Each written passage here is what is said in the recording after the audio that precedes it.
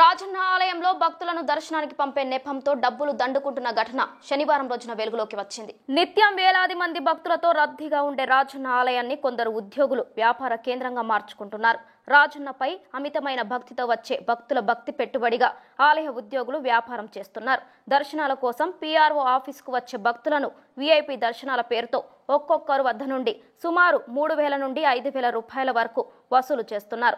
ఎంతో కాలంగా ఈ తతంగం కొనసాగుతున్నా తాజాగా ఓ భక్తుడు ఫిర్యాదు చేయడంతో ఈ ఘటన వెలుగు చూసింది. అయితే కింది స్థాయి ఉద్యోగులు వసూళ్లకు పాల్పడుతున్న పై స్థాయి అధికారులు అండదండ లేకుండా ఇది సాధ్యం కాదని అధికారులు పూర్తి స్థాయి విచారణ జరిపి రాజన్న దర్శనాన్ని సైతం వ్యాపారంగా మార్చిన అధికారులందరిపై చర్యలు తీసుకోవాలని రాజన్న భక్తులు కోరుతున్నారు.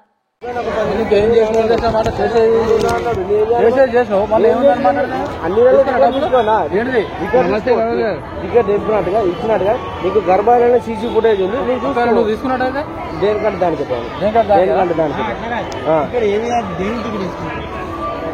టికెట్ నా సొంతంగా తీసుకుంటాం.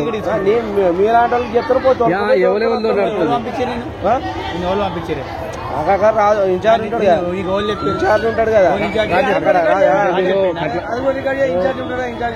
ఇన్ఛార్జ్ అడుగుతున్నా.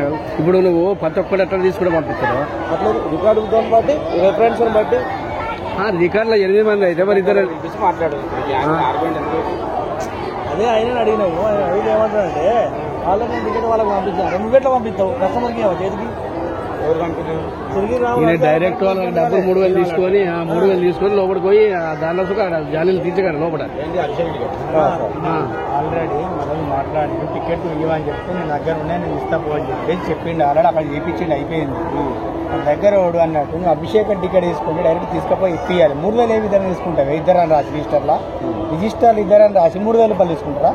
1,000 రూపాయలు అదనంగా తీసుకున్నాడు కదా, 1,000 రూపాయలు తీసుకుంటారా? సార్ ఆయన ఇద్దరని చెప్తే ఏపీ మాట్లాడింది మనకు కాదన్నా. ఇద్దరు అనేది చెప్తాడు. అలా ఫ్యామిలీ నీ దగ్గర నిలబడరు కదా, అలా ఫ్యామిలీ తీసుకోవాలి. 3 టికెట్ తీసుకోవాలి. మరి ఒక్క టికెట్ తీసుకోవాలి. వచ్చిండు ఆ రికార్డు సరే ఆయన రాసిండు. నవీన్ భాయ్ ఒకటి ఆయన రాసిండు. మరి ఒక్క టికెట్ అని ఇచ్చిండా అన్న? చెప్పాడు. నేను మళ్ళీ అడిగిన అన్న మరి రాసిర్రా లేదా అన్న? నువ్వు కూర్చున్నట్టు నన్ను లేపి అన్న నువ్వు టికెట్ తీసుకున్నావు అని అడిగిన. అన్న నేను తీసుకోలే, నేను తీసుకుంటా, నాకు ఒక 10 నిమిషాలు నా ఎంబడి ఉండు అని అన్నాడు. ఇప్పుడు ఇవన్నీ మాట్లాడి తిరిగి రావాలని ఏమంటాడు? 3,000 తీసుకున్నా, 3,000 తీసుకున్నా నిజమేనా సార్? అడిగిందిరా 3,000 పొన్నం ప్రభాకర్ సంబంధించి 3,000 తీసుకున్నావా? తీసుకోలేదు సార్, డబ్బులు ఆన్లైన్ 3 టికెట్ తీసుకోలేదు సార్. చెప్పు. లడ్డూలు కూడా తీసుకోండి సార్. ఏ విధంగా 3 టికెట్లు తీసుకుంటారు? 3 టికెట్లు తీసుకొని ఇచ్చినవా? తీసుకుంటారా? లడ్డూలు కూడా సరే. ఇప్పుడు ఆ వ్యక్తి ఉన్నాడు, ఆ వ్యక్తి ఇన్నే ఉన్నాడు, మళ్ళీ పట్టుకొస్తావు. చెప్తావా? నువ్వు చెప్పింది కరెక్టే కదా. ఒకటి టికెట్ తీసుకుంటే తీసుకోలేదు ఆల్రెడీ చెప్పి మా తీసుకోకపోతే తప్పవుతుంది. నవీన్ భాయ్ వీళ్ళ తమ్ముడే, ఆయనే ఎవరు కాదు, వీళ్ళ తమ్ముడే. సరే ఎవరైనా టికెట్ తీసుకున్నా లేదా లేకపోతే మాత్రం తప్ప. సరే సరే ఇంకేంది? సరే పో, నీ పని నువ్వు చేసుకోపో.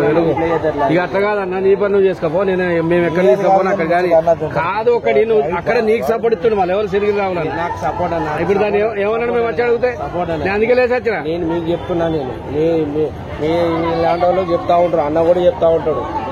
మనం వచ్చిన పంపినట్టు ప్రతి ఒక్కరిని పంపించారు. అందుకే ఇవి జరుగుతాయని మేము వస్తే ఎగ్జాంపుల్ మా అన్నయ్య ఏంటంటే ప్రెస్ రిపోర్ట్